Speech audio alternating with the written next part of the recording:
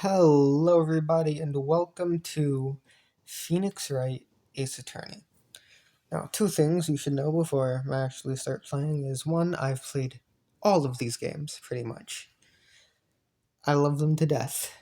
But the second thing is that the reason why I've decided to record is because I've been playing them with somebody. I've been showing the games to them, and I wanted to, I decided that I wanted to record it, and they said sure, but we're most of the way through the second game, so a bit of a problem to just start there.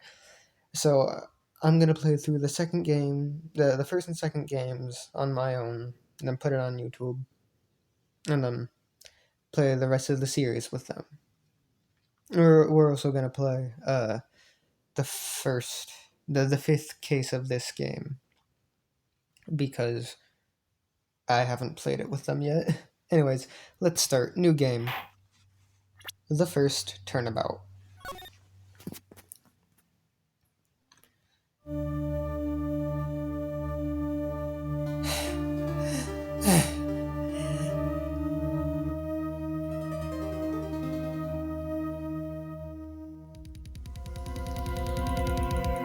Damn it.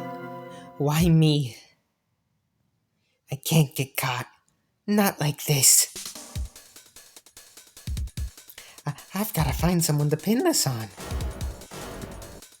Someone like him. I'll make it look like he did it. I love this intro. I love it so much. August 3rd, 9:47 a.m. District Court. Defendant Lobby number 2. Boy, am I nervous. Right. Oh, hi, Chief. Oh, I'm glad I made it on time. Well, I have to say, Phoenix, I'm impressed. Not everyone takes on a murder trial right off the bat like this. It says a lot about you, and your client as well. Thanks. Actually, it's because I owe him a favor. A favor? You mean you knew the defendant before this case? Yes. Actually, I kind of owe my current job to him. He's one of the reasons I became an attorney. Well, that's news to me. I want to help him out any way I can. I just really want to help him. I owe him that much. It's over. My whole life. Everything, it's all over. Isn't that your client screaming over there? Yeah, that's him. Death! Despair! Oh, I'm gonna do it. I'm gonna die. It sounds like he wants to die. Yeah. Also, I know that my voice doesn't really suit Mia. I don't know how to do mature woman. It's not in my range, sadly. Hey. Hey there, Larry. Dude, I'm so guilty. Tell him I'm guilty. Give me the death sentence. I ain't afraid to die. What? What's wrong, Larry? Oh, it's all over. I'm finished. Finished. I can't live in a world without her. I can't. Who took her away from me, Nick? Who did this? Ah, Nick, you gotta tell me. Who took my baby away? The person responsible for your girlfriend's death. The newspapers say it was you.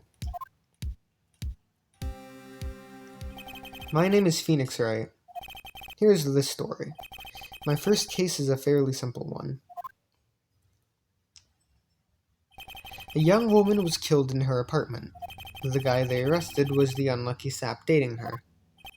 Larry Butts. My best friend since grade school. Our school had a saying, when something smells, it's usually the butts. In the 23 years I've known him, it's usually been true. He has a knack for getting himself in trouble. One thing I can say, though, it's usually not his fault. He just has terrible luck. But I know better than anyone that he's a good guy at heart. That and I owe him one, which is why I took the case, to clear his name. And that's just what I'm going to do. August 3rd, 10 a.m., District Court, Courtroom Number 2. Hello, Winston.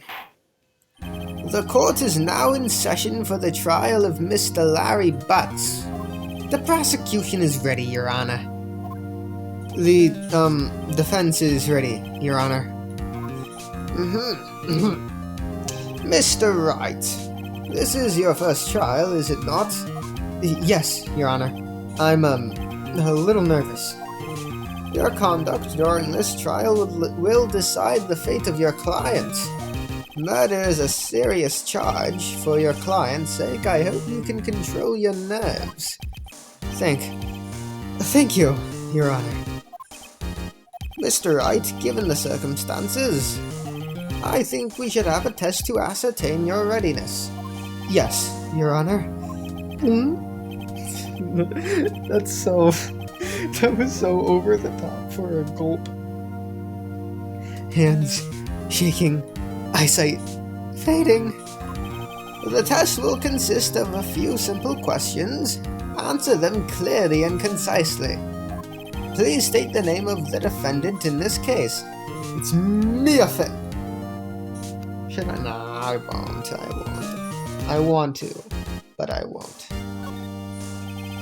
The defendant? Well, that's Larry Butts, Your Honor. Correct.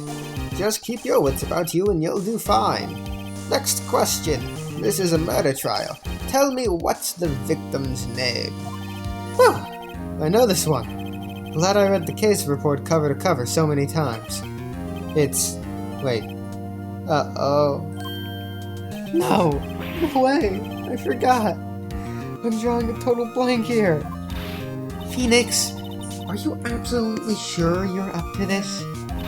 You don't even know the client's... you don't even know the victim's name? I didn't say client. Oh, the victim! Of course, I know the victim's name. I, just forgot. Temporarily. I think I feel a migraine coming on. Look, the defendant's name is listed in the court record. Just touch the court record button to check it at any time, okay? Remember to check it often. Do it for me, please. I'm begging you. Let's hear your answer. Who is the victim in this case? Let's look at the court record. My attorney's badge. Type other, one of my possessions. No one would believe I was a defense attorney if I didn't carry this. Cindy's for autopsy report. Type reports. Received from Mia Fey. Time of death. 7:31. No. It's not September.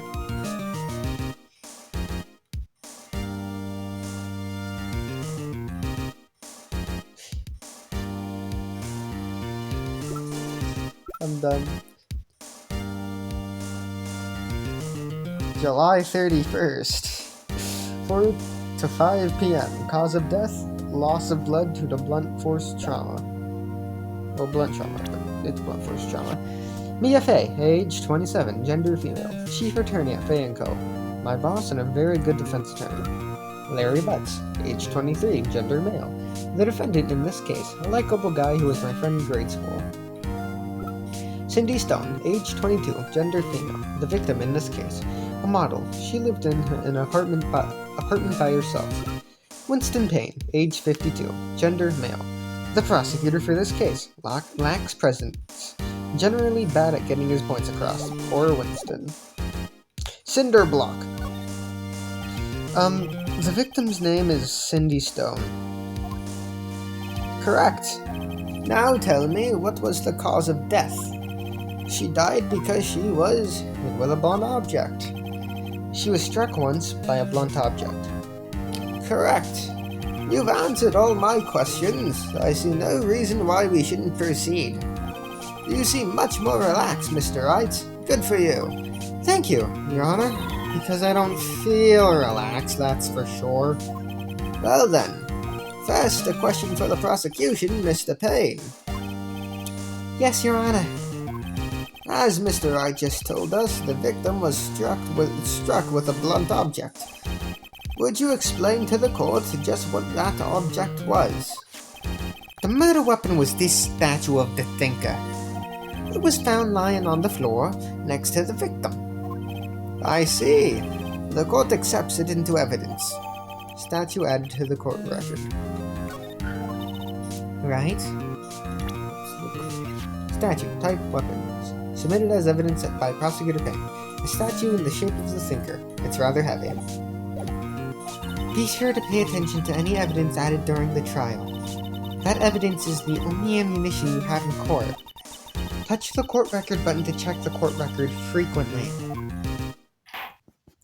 Mr. Payne, the prosecution may call its first witness. The prosecution calls the defendant, Mr. Butts, to the stand. Chief, what do I do now? Pay attention. You don't want to miss any information that might help your client's case. You'll get your chance to respond to the prosecution later, so be ready. Let's just hope he doesn't say anything unfortunate. Uh-oh, Larry gets excited easily. This could be bad.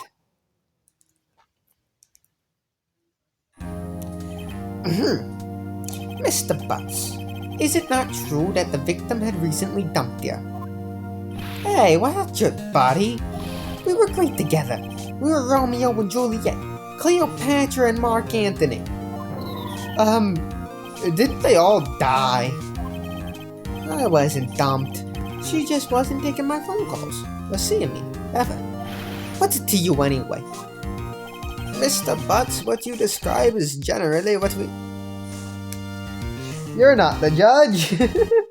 Mr. Butts, what you describe is generally what we mean by dumped. In fact, she had completely abandoned you, and was seeing other men. She had just returned from overseas with one of them the day before the murder. What do you mean, one of them? Lies, all of it, lies. I don't believe a word of it. Your Honor, the victim's passport. According to this, she was in Paris until the day before she died. Passport added to the court record. Indeed, she appears to have returned the day before the murder. The victim apparently arrived home from Paris on July 30th, the day before the murder. Dude, no way! The victim was a model, but did not have a large income. It appears that she had several sugar daddies. Daddies? Sugar? Yes, older men who gave her money and gifts. She took their money and used it to support her lifestyle. Dude! We can clearly see what kind of woman this Miss Stone was. Tell me, Mr. Butts, what do you think of her now? Right? I don't think you want him to answer that question. Yeah, Larry has a way of running his mouth in all the wrong directions. Should I wait and see what happens? Stop him from answering. My client had no idea the victim was seeing other men. That question is irrelevant to this case. Oof! Wince. Dude, Nick, what do you mean irrelevant? That cheating she-dog. I'm gonna die, and I'm just gonna drop dead. Yeah, and when I meet her in the afterlife, I'm going to get to the bottom of this. Let's continue with the trial, shall we? I believe the accused's motive is clear to everyone. Yes, quite. Oh boy, this is so not looking good. Next question. You went to the victim's apartment on the day of the murder, did you not? I'm gonna do that every time. Well, did you or did you not? Well, maybe I did, and maybe I didn't. Uh-oh, he went. What do I do? Have him answer honestly? Nah, stop him from answering. I'll send him a signal. Lie like a dog. Well, you see, it's like this. I don't remember. You don't remember. Well then, we'll just have to remind you. I got a bad feeling about this. We have a witness that can prove he did go to the victim's apartment that day. Well, that simplifies matters. Who is your witness? The man who found the victim's body. Just before making the gruesome discovery, he saw the defendant fleeing the scene of the crime. Order! Order in the court! Mr. Payne, the prosecution may call its witness. Yes, Your Honor. This is bad. On the day of the murder, my witness was selling newspapers at the victim's building. Please bring Mr. Frank Saward on the stand. To the stand. You son of a bitch, you slimy son of a bitch. Mr. Saward, you sell newspaper subscriptions, is this correct? Oh, yes. Newspapers, yes. Mr. Saward, you may proceed with your testimony. Please tell the court what you saw on the day of the murder. Witness testimony, witness's account. I was going door to door, selling subscriptions when I saw a man fleeing an apartment. I know this is not the same voice I gave him earlier, just roll with it. This is gonna happen a lot, me changing voices. I thought I must be in a hurry because he left the door half open behind him. Thinking it strange, I looked inside the apartment, where I saw her lying there, a woman, not moving, dead. I quailed in fright and found myself unable to go inside. I thought to call the police immediately. However, the phone in her apartment wasn't working. I went to a nearby park and found a public phone. I remember the time exactly. It was 1 p.m. The man who ran was, without a doubt, the defendant sitting right over there. I don't know if that voice fits him, but, we're gonna roll with it. Larry, why didn't you tell the truth? Phoenix, you're dumb. You told him not to tell the truth. I can't defend you against a testimony like that. Incidentally, why wasn't the phone in the victim's apartment working? Your Honor, at the time of the murder, there was a blackout in the building. Aren't phones supposed to work during a blackout? Yes, Your Honor. However, some cordless phones do not function normally. The phone that Mr. Saward used was one of those. Your Honor, I have a record of the blackout for your perusal. Blackout record added to the court record. Now, Mr. Wright. Electricity to Electricity to Miss Stone's building was out from noon to 6 p.m. on the day of the crime. Frank Saward, age 36, gender male, discovered Miss Stone's body. Newspaper salesman who saw Larry flee the scene. Yes, Your Honor. You may begin your cross-examination. Cross-examination? Your Honor? Alright, this is it. The real deal. What exactly am I supposed to do? Why, you exposed the lies in the testimony the witness just gave. Lies? What? He was lying? Your client is innocent, right? Then that witness must have lied in his testimony. Or is your client really guilty? How do I prove he's not? You hold the key. It's in the evidence. Compare the witness's testimony to the evidence at hand. There's bound to be a contradiction in there. First, find the contradictions between the court record and the witness's testimony. Then, once you've found the contradicting evidence, present it and rub it in the witness's face. Okay. Touch the court record button and point out contradictions in the testimony.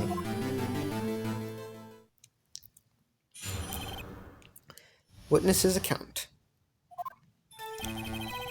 I was going door to door selling subscriptions when I saw a man fleeing an apartment.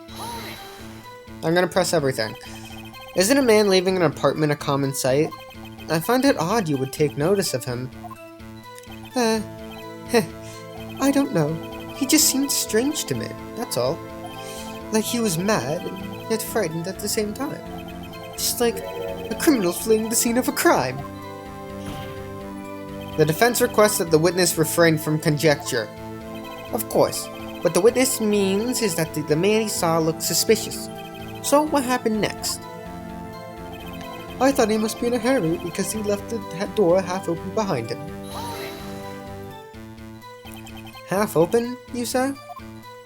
Yes, the door was open halfway, yes. I watched for a moment, but no one came to close the door. That's odd, in a big city like this, I thought. I see. And what happened next? Thinking it strange, I looked inside the apartment. What gave you the idea to do that? Well, the door was half open, you see. Isn't it only human to want to peek? We climb mountains because they are there. It's the same thing. True words have never been spoken. Anyone would look inside. Why did Payne cut him off so quickly? So you looked into the apartment. What happened then? Then I saw a line there. A woman, not moving, dead. Are you sure she was dead? Well, no, I guess I wasn't. But she wasn't moving at all, and there was blood everywhere. I guess that would look fatal to anyone. Very well, what happened next? I quilled in fright and found myself unable to go inside. So, you didn't touch anything in the apartment? Yes. I mean, no, nothing. Okay, what happened next? I thought to call the police immediately. You thought to call the police. Does that mean you didn't actually call them? Please, listen to the rest of the testimony. You thought to call the police. What happened next? However, the phone in her apartment wasn't working. The phone in her apartment wasn't working? Yes, I mean, no. No, it wasn't. Right. But you said you didn't go into the apartment. Or did you? Oh, that? I can explain that. There was a cordless phone on a shelf in the entranceway. I reached inside and tried to using that to call.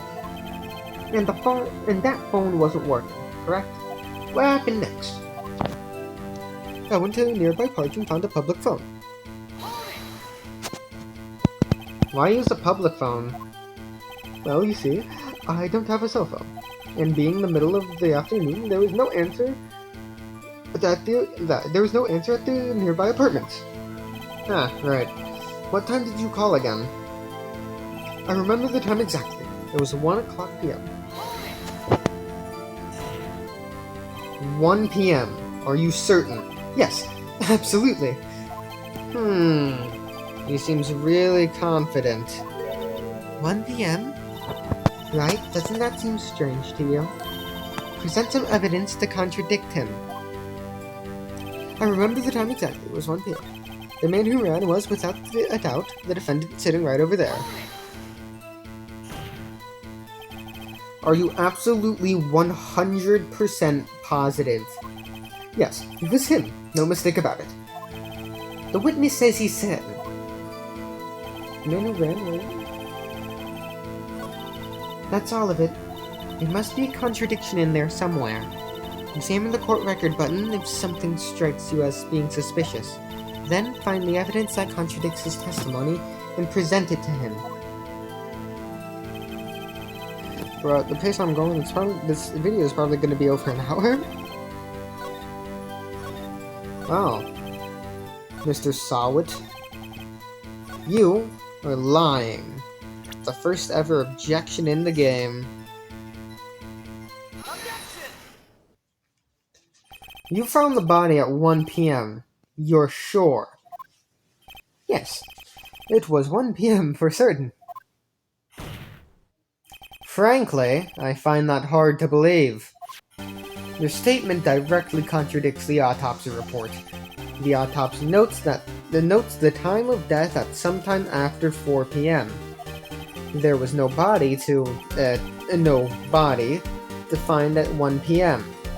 How do you explain this 3-hour gap?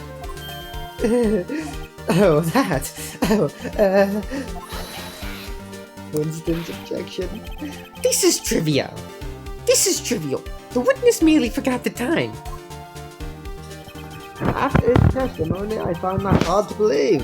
Mr. Sawit, why were you so certain that you found the body at 1 p.m.? Gee, that's a really good question. Great job, Wright. Way to put him on the spot. That's all you have to do. Point out the contradictions. Lies always beget more lies. See through one and their whole story falls apart. I love the song. Wait, I remember now. Would you care to give your testimony again? Witness testimony. The time of the discovery. You see, when I found the body, I heard the time. There was a voice saying the time. It was probably coming from the television. Oh, but it was 3 hours off, wasn't it? I guess the victim must have been watching a video of a taped program. That's why I thought it was 1 p.m. Terribly sorry about the misunderstanding. This guy is so bad at lying. I see. You heard a voice saying the time on a taped program. Mr. Wright, you may cross-examine the witness. Right? You know what to do. I've got this one. The time of the discovery. You see, when I found the body, I heard the time. You said heard, not saw? Yes, heard. All I saw was the body lying there. I didn't think to look at anything else, least of all my watch. Isn't that a little strange? So you're saying you heard something, but if you were so shocked by the body, you wouldn't hear anything at all. The witness did say he actually heard the time. It's ludicrous to suggest you wouldn't hear anything. I have to agree with the prosecution. Witness, continue your testimony. There was a voice saying the time. It was probably coming from the television. Are you sure it was a television and not a radio? Well, no, I guess it might have been a radio. Incidentally, there was no radio on the premises. There was only one large television. Right? I can't put my finger on it, but something about this seems fishy. Something about hearing the television. The witness has testified. Here at the time. Oh, but it was 3 hours off, wasn't it? How do you explain that gap? Well, witness, can you explain this? I guess the victim must have been watching a video of a taped program. A video? Yes, that would explain why the time was wrong. True. Right. I think the problem lies someplace else. We agreed that you heard the time at the scene then. That's why I thought it was 1 p.m. Are you sure the voice you heard said it was 1 p.m.? Yes, I can practically hear it now. It was quite clear. Mr. Payne, has the prosecution verified this testimony? My apologies, Your Honor. I, too, have only just learned that the witness heard the time. Oh, I'm really sorry. I only remembered it just now. Terribly sorry about the misunderstanding. Well, you just watch it. Not much point pressing him on that one, was there? Notice anything suspicious? Damn. Well, yes. Most of these statements completely contradict facts. Hold it right there. The prosecution has said there was a blackout at the time of the discovery. And this record proves it. You couldn't have heard a television or a video. Gah! Well... The defense has a point. Do you have an explanation for this, Mr. Sawit? No, I find it quite puzzling myself. Quite. Wait, I remember now. Mr. Sawit, the court would prefer to hear an accurate testimony from the very beginning. These constant corrections are harming your credibility. That and you seem rather distraught. My apologies, Your Honor. It must have been the shock of finding the body. Very well, Mr. Sawit. Let's hear your testimony once more, please. Hearing the time. Actually, I didn't hear the testimony, I saw it. There was a table clock in the apartment, wasn't there? Yes, it's the murder weapon. The killer used it to hit the victim. That must have been what I saw. You saw a clock? I guess that would explain it. The defense may cross-examine the witness. Gladly. Hold on.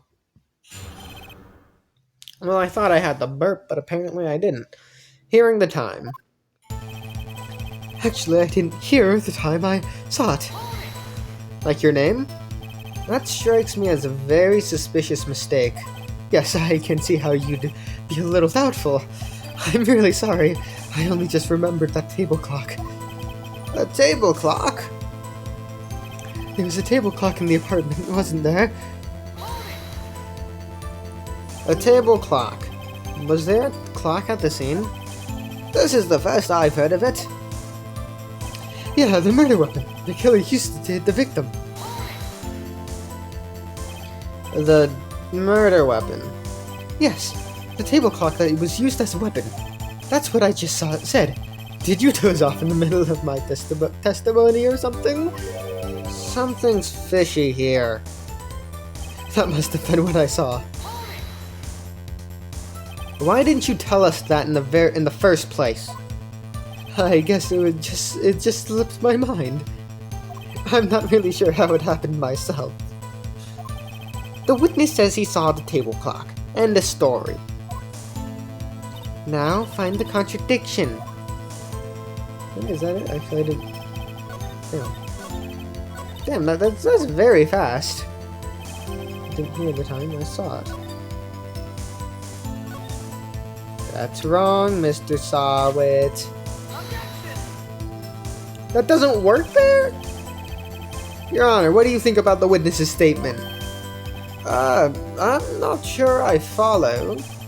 It clearly contradicts the, I thought. You don't sound very convinced, Mr. Wright.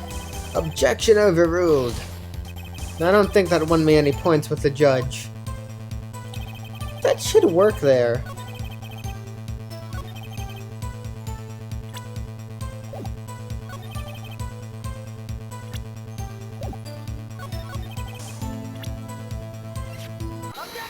That still should have worked, man. Wait just a moment. The murder weapon wasn't a clock. It was this statue. Now, how is this supposed to be a clock? What? You with your objections and your evidence. Just who do you think you are? Damn. I love the song.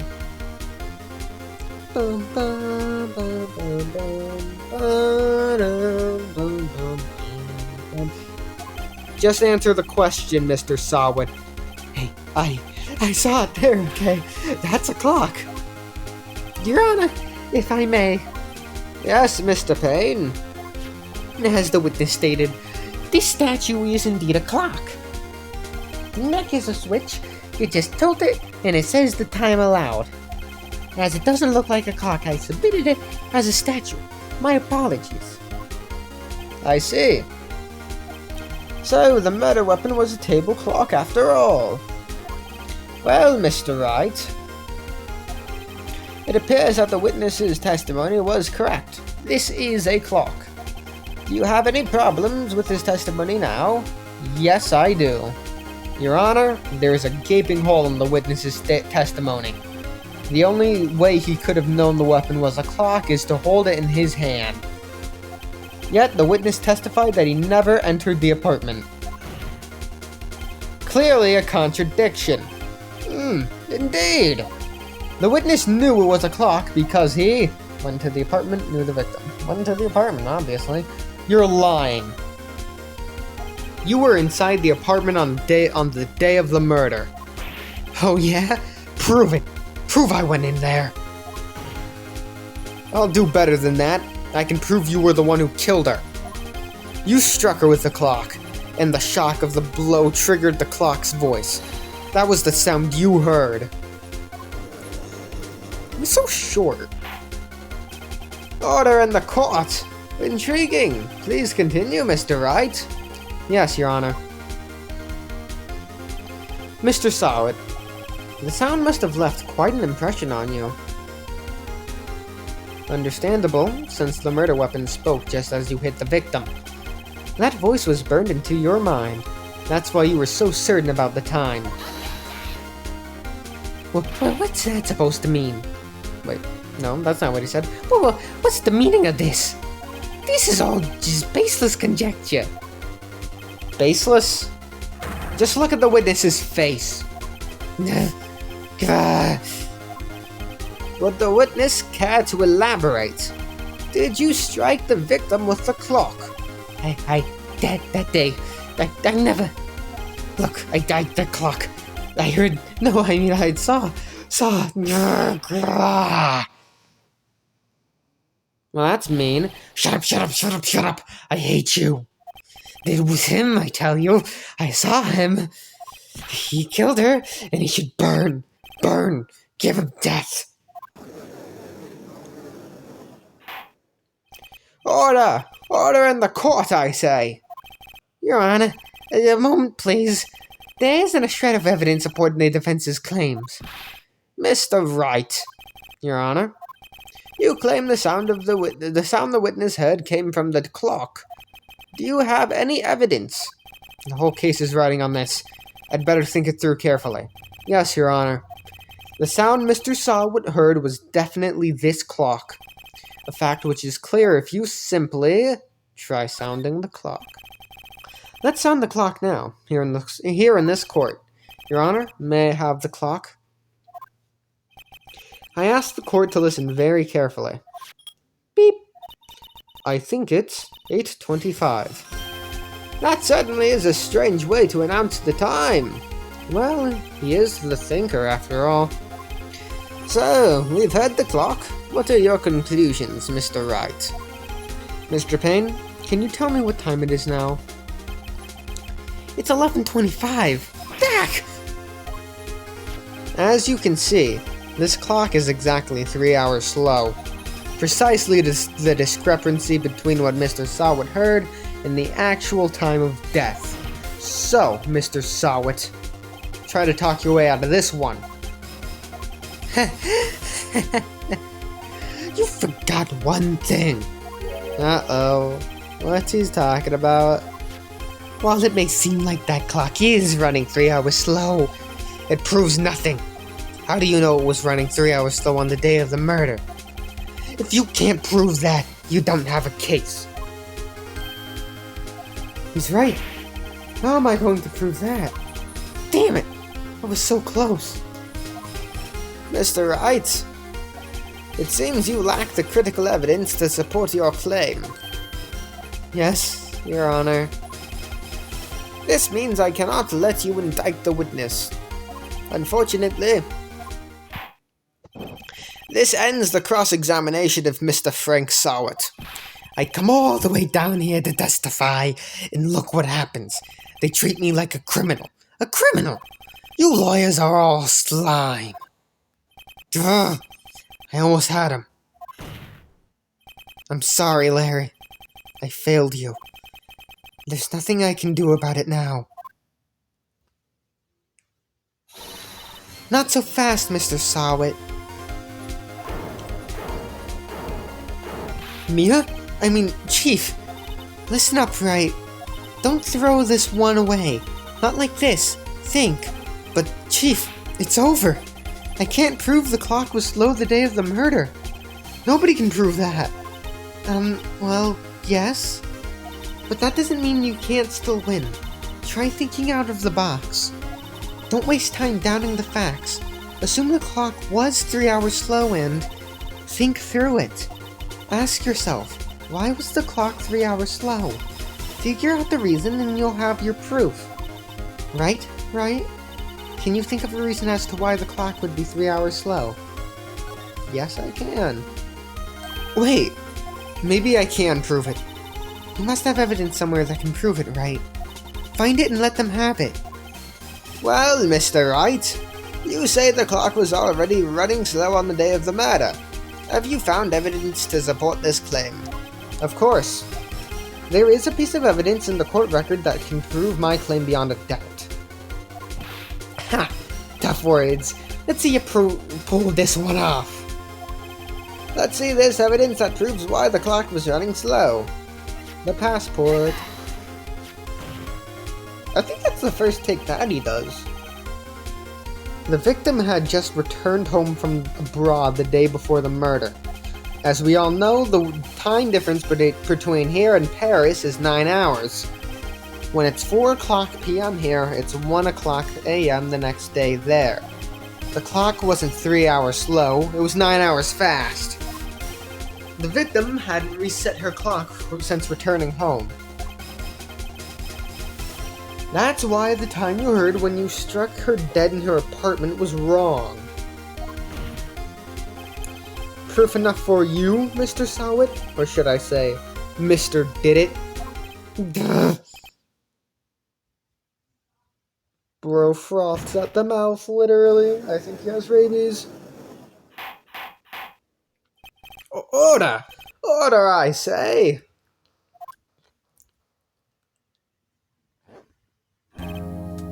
Well, this case has certainly turned out differently than we all expected.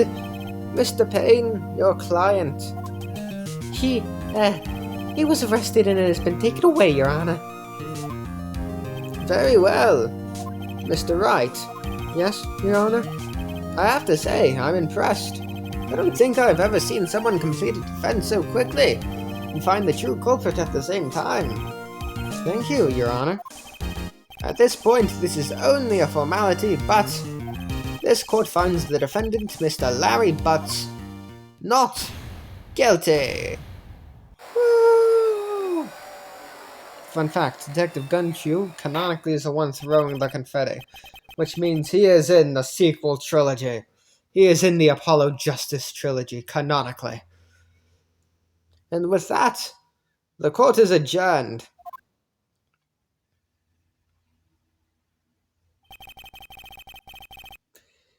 It turns out that Frank Sawit was a common burglar. He posed as a newspaper salesman to check and see when people were out of the house. That day, when Larry went to her apartment, the victim wasn't home. After he left, Mr. Sawit let himself in to do his dirty work. While he was searching her place, the victim returned.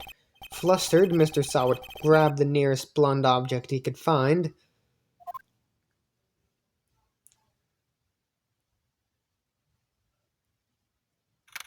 August 3rd, 2:32 p.m. District Court, Defendant Lobby Number 3. Whew! I still can't believe we won. Right! Good job in there. Congratulations. Thanks, Chief. I owe it all to you.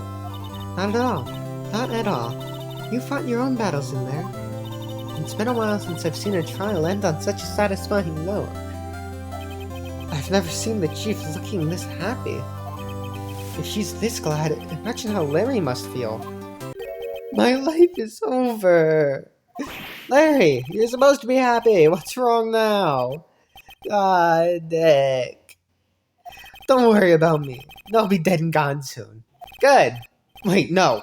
I mean, bad. Larry, you're innocent. The case is closed. But my Cindy Wendy's gone, man. Gone forever. Larry, she was a... Nah, never mind. Congratulations, Harry. Harry? Yes, you. I can practically see the headlines now. Harry Butts, innocent. Thanks. I really owe you one. I won't forget this, ever. Let's celebrate. Dinner, movie, my treat. Oh no, I couldn't. Hey, I was the one who got you off the hook. Oh, hey. Here, take this. It's a present. A present? For me? Wait, wasn't this the evidence that... Actually, I made this clock for her. I made one for her and one for me. Really? You? You made this? Well, thank you. I'll keep it as a memento. Yo, Nick, can you believe it? I was so into that chick. And she was just playing me for a fool. Don't that make you want to just cry? Uh. Larry, are you so sure? Excuse me? I think she thought quite a lot of you, in her own way. Nah, you don't gotta sympathize with me. It's okay. Oh, I'm not just sympathizing, really. Isn't that right? Don't you have something to show your friend? Something that proves how she felt about him? Huh? Oh, yeah, right. What the heck is she talking about? Check this out, Larry. Proof positive you weren't just some chump to her. Huh? Where'd you get that clock? This is the clock you made for her, Larry. She took it with her when she traveled. She probably just needed a clock. That's alright. You think so? It's a pretty heavy clock to take traveling. Well, make of it what you will. Hey, Nick. I'm glad I asked you to be my lawyer. Really, I am. Thanks. Hope that made him feel a little better. Right? I hope you see the importance of evidence now. Also, hopefully you realize, things change depending on how you look at them. People too. We never really know if our clients are guilty or innocent. All we can do is believe in them. And in order to believe in them, you have to believe in yourself. Right? Listen, learn, grow strong. Never let go of what you believe in. Never. Well, I think our work here is done. Shall we be off? Yeah, I guess so. Say, how about dinner? On me. We'll drink to a toast to innocent butts. Yeah! Oh, speaking of Harry, you were saying part of why you became a lawyer was because of him. Yeah, part, at least. You'll have to tell me about it sometime, maybe over drinks? And so, my first trial came to a close. Larry slapped me on the back and said, "Gee, Nick, it's good to have friends." But I'm pretty sure he's not going to pay me, unless you count the clock he gave me. The clock could probably sell for a pretty penny. Honestly. I didn't know it then, but that clock was soon going to be at the center of another incident. My promise to the chief about me and Larry would be one promise that I wouldn't be able to keep. The end. A brand new episode has been added. Save. Well, that's it for the first episode, the first case of Ace Attorney, the first Turnabout. Such a nice picture. Sorry that you're not seeing it like how it normally is, but it's just how I'm holding it and how I think it looks better. Anyways, I'll see you all next time when we start Turnabout Sisters. Goodbye!